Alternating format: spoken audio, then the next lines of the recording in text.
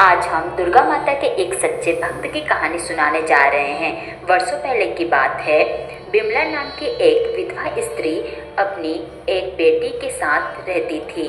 वह बहुत ही गरीब थी और दूसरों के घरों में काम करके अपना घर चला रही थी। विमला माँ दुर्गा की बहुत बड़ी भक्त थी। वह प्रत्येक वर्ष नवरात्र के समय में माता दुर्गा की पूजा करती और उनका व्रत भी करती थी। इस वर्ष नवरात्रि का समय आने वाला था, परंतु विमला के पास इतने पैसे नहीं थे कि वह नवरात्रि के पूजा पाठ के लिए चीजें खरीद सके। इसीलिए विमला ने और भी लोगों के घरों में काम करना शुरू कर दिया। इस प्रकार से विमला के पास कुछ पैसे आ गए और विमला नवरात्रि के दिनों में माँ दुर्गा के लिए पूजा पाठ की चीजें खरीदी और साथ ही विमला ने नवरात्रि का व्रत भी किया।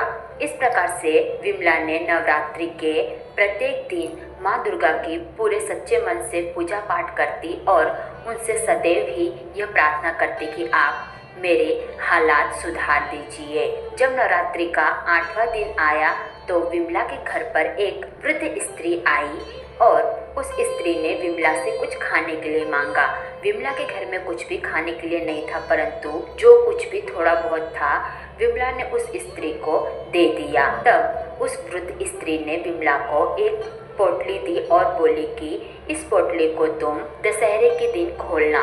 उस वृद्ध स्त्री के कहे अनुसार विमला ने उस पोटली को दशहरे के दिन खोला। जैसे ही विमला ने उस पोटली को खोला तो वह देखकर आश्चर्यचकित रह गई कि इस पोटली में बहुत सारे सोने और जेवरात रखे हुए थे।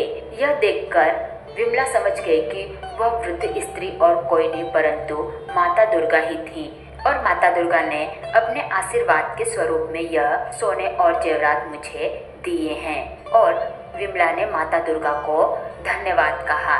इस प्रकार से सोने और चांदी मिलने के कारण विमला की परिस्थिति भी सुधर गई और वह एक अच्छा जीवन अपनी बेटी के साथ व्यतीत करने लगी। इस प्रकार से जो भी व्यक्ति पूरे सच्चे मन से माँ दुर्गा की भक्ति करता है और उनकी आराधना करता है तो माँ दुर्गा सदैव ही उसकी मदद करती है और उसके जीवन में आने वाले सारे मुसीबतों को भी दूर करती हैं और माँ दुर्गा अपनी कृपा सभी पर बनाए रखती हैं।